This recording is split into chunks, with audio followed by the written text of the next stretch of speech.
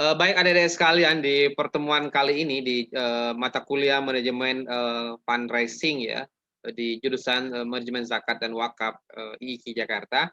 Nah, hari ini kita akan berbicara tentang membangun tim penghimpunan dana. Nah, ini tentu kan menjadi menarik ya. Jadi membangun tim penghimpun dana. Nah, Pak Hendra sudah pernah jelaskan sama adik-adik sekalian bahwa fundraising ini menjadi sangat penting ya. Jadi mati dan hidupnya sebuah lembaga itu ditentukan oleh seberapa besar fundraisingnya.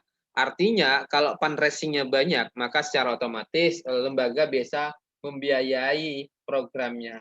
Ya, tidak mungkin bisa sebuah lembaga mampu membiayai sebuah program kalau tidak ada fundraising, tidak ada penghimpunan dana. Lalu tidak mungkin juga sebuah program bisa beroperasi ya, beroperasional kalau tidak ada dana.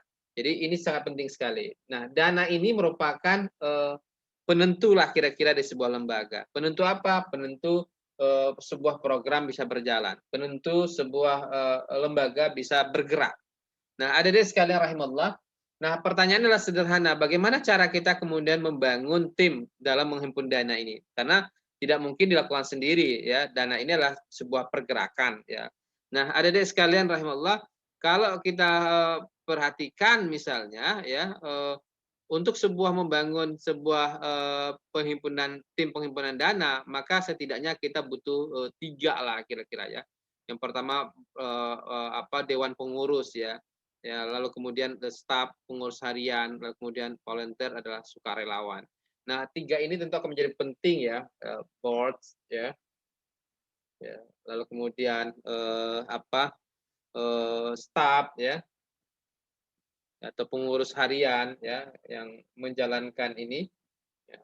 Di sini bisa nanti yang dewan pengurus itu adalah bisa dewan pembina ya, dewan pengawas ya, dan banyak lagi yang lainnya yang di sini. Nah, tapi tentu ada pengurus harian. Tapi kemudian ya tidak cukup juga ya kan, cakupan fundraising itu kan luas, apalagi Indonesia ya kan, maka kita butuh apa namanya sekarang volunteer atau kita kenal dengan sukarelawan. Nah, sukarelawan inilah yang kemudian yang membantu kira-kira. Nah, lalu kemudian apa kapasitas yang harus dimiliki oleh sebuah tim? Ya tentu dia harus amanah ya. Jangan sampai kemudian membuat sebuah tim kemudian tidak amanah ya. Jadi kalau orang sudah amanah dengan sendirinya dana itu akan terhimpun dengan sendirinya, orang akan menyalurkan. Jadi kalau dalam bahasa Inggrisnya adalah trust ya. Kalau gue sudah trust sama ente kira-kira maka dengan sendirinya. Nah, orang akan mau memberikan donasinya. Ya kira-kira gitu. Nah, adik-adik sekalian rahimallah, lalu yang kemudian yang kedua adalah profesional ya. Orang amanah, tapi dia nggak profesional, cuma nerima aja. Tidak bisa kemudian bagaimana dia profesional, bagaimana mampu mengelolanya, mampu memeliharanya, ya profesional pula dalam mendistribusikannya. Nah, ini tentu dibutuhkan. Sehingga dengan memiliki profesionalitas ya, maka orang pun akan tertarik ya, tertarik mendonasikan dananya. Nah, lalu kemudian komunikatif. Nah, hari begini adalah hari di mana zaman di mana semua orang harus komunikatif. Tidak mungkin sebuah lembaga akan dikenal kalau dia tidak komunikatif. Nah, jadi bagaimana untuk bisa komunikatif? Ya, tentu ada banyak media yang bisa dimanfaatkan, bisa media televisi, media cetak ya. Bahkan sekarang lebih mudah dan murah yaitu dengan media sosial. Nah, jadi saya pikir ini komunikatif. Programnya bagus, tapi dia nggak pernah sampaikan sama masyarakat. Kira-kira masyarakatnya tahu nggak? Nggak tahu, ya kan? Dia punya program bagus, program mencetak 1.000 penghafal Quran misalnya, gitu ya. Ya, dan butuh dana dia kan untuk bisa menciptakan sebuah 1.000 penghafal Quran dengan saung-saung yang menghadap piu-piu pergunungan dan berbagai macamnya. Nah, nggak mungkin. Ide kan bagus tuh, ya. Tapi kalau kemudian tidak komunikatif, tidak menyampaikan apa yang diinginkannya itu kepada masyarakat dengan melalui media sosial, media cetak dan berbagai macamnya, maka ya masyarakat pun nggak tahu. Kalau masyarakat nggak tahu, ya jangan pernah berharap mereka akan membantu.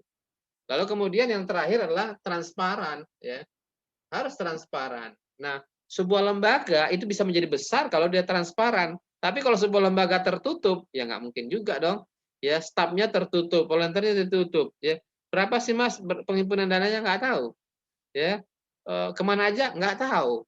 Nah, biasanya transparansi ini salah satu cirinya adalah dia terbuka, artinya mudah diakses misalnya. Apalagi sekarang kita bisa lihat website-website yang lembaga-lembaga dana sosial ini, masya Allah luar biasa.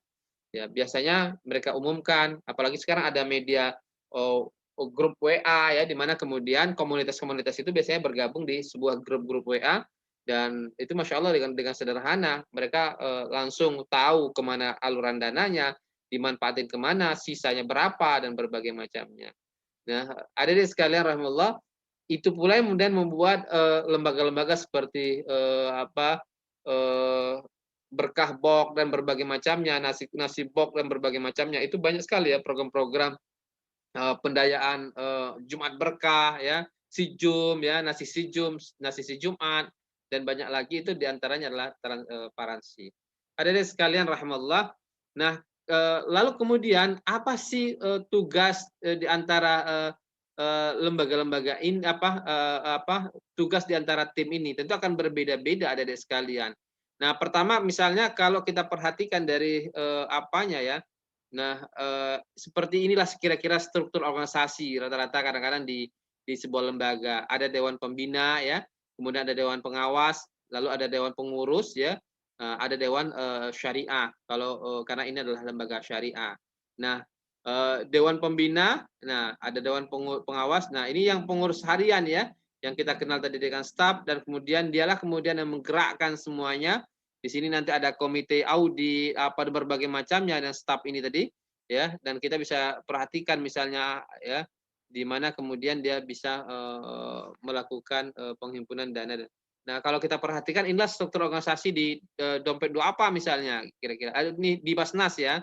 Nah, di Basnas. Nah, kita bisa lihat di situ ada banyak sekali kira-kira kalau kita perhatikan ya. Nah, ada bisa perhatikan ya ada di sini adalah fundraising-nya ya. Fundraising-nya, lalu kemudian di sini pendistribusian pendayagunaan, lalu kemudian perencanaan ya, program pengendalian, lalu IT ya, di sini tersendiri. Lalu baru ada keuangan ya, lalu ada SDM. Nah, ini untuk kasus zakat secara nasional misalnya. Ada di sekalian rahimahullah. Nah, kita juga bisa lihat misalnya bagaimana kemudian apa fungsi, apa syarat kira-kira gitu ya dari sukarelawan. Tapi sebelumnya kita akan lihat apa sih tugas tiap-tiap bagian itu. Nah, adik-adik sekalian, rahimahullah, kalau kita perhatikan misalnya tugas dan tanggung jawab. Kalau Dewan Pertimbangan itu mempunyai tugas dalam menetapkan garis-garis kebijakan Badan Amil Zakat bersama Komisi Pengawas dan Badan Pelaksana, lalu kemudian mengeluarkan fatwa syariah, baik itu diminta atau tidak, lalu kemudian memberikan pertimbangan, ya, menampung dan berbagai macamnya. Lalu pengawas mempunyai tugas mengawasi pelaksanaan rencana kerja yang telah disahkan, dan kebijakan, mengawasi. Nah, yang ketiga inilah Badan Pelaksana. Nah, dia merupakan pengurus harian ya kan, menyelenggarakan tugas administrasi dan teknis pengumpulan, penelusuran pada penggunaan zakat, ya mengumpulkan dan mengolah ya data yang diperlukan untuk penyusunan perencanaan pengelolaan zakat dan berbagai macam. Nah, termasuk wakaf juga demikian adik-adik sekalian. Nah, adik-adik sekalian rahimahullah, lalu kemudian apalagi melaksanakan operasional pengelolaan zakat atau wakaf sesuai rencana kerja, lalu menyusun laporan tahunan, menyampaikan laporan pertanggungjawaban kepada pemerintah dan Dewan Pertimbangan Rakyat ya. Kalau ini adalah sebuah lembaga milik pemerintah misalnya. Lalu kemudian bertindak dan bertanggung jawab untuk dan atas nama Badan Amil Zakat baik ke dalam maupun luar negeri. Nah, saya pikir itu ada di sekalian. Nah, saya selalu katakan ya nggak mungkin juga sebuah lembaga tim penghimpunan dana itu hanya dikerjakan oleh internal saja, maka dia butuh eksternal. Eksternalnya siapa? Dia butuh volunteer. Volunteer itu siapa? Relawan. Nah, bagaimana kenapa butuh relawan? Karena semakin banyak ya relawan, maka semakin mudah sebuah program dilaksanakan.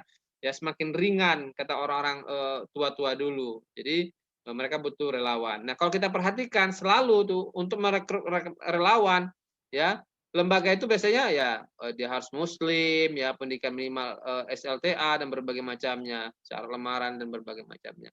Nah, saya pikir banyak sekali karena dia tugasnya pada dasarnya adalah bagaimana membantu staf yang sudah ada tadi. Nah, adik-adik sekalian rahimallah, nah saya pikir itu ya adik-adik sekalian ya. Jadi perannya apa? Ya tentu sesuai dengan perannya masing-masing ya. Ada dewan tadi yang kita kenal adalah pengurus apa? Dewan pengurus, lalu pengurus harian, lalu kemudian ada sukarelawan. Saya pikir itu adik-adik sekalian. Jadi kita harus sepakat bahwa sebuah lembaga itu akan berjalan kalau kemudian dia memiliki sebuah tim. Maka tidak bisa lagi dikerjakan sendirian, tidak bisa dikerjakan oleh Nindi sendirian, Mai sendirian, Rupiah sendirian, Juliana sendirian, atau Eka sendirian, Pani sendirian, atau Herunisa sendirian. Semuanya adalah bergerak sebagai sebuah teamwork, sebuah tim yang bekerja. Goalnya apa? Mimpinya apa? Yaitu bagaimana penghimpunan dananya meningkat. Kenapa kalau meningkat? Maka program yang akan dikerjakan juga bisa cepat. Lalu kemudian biaya operasional juga akan tertanggungi oleh berapa banyak penghimpunan dana. Saya pikir itu ada di sekalian ya. Bagaimana cara kita membangun sebuah tim, dan saya pikir sangat mudah pada dasarnya, tapi sangat sulit juga kalau kemudian tidak dieksekusi, tidak dilaksanakan. Saya pikir itu. Silakan kalau ada yang ingin bertanya atau ingin berdiskusi.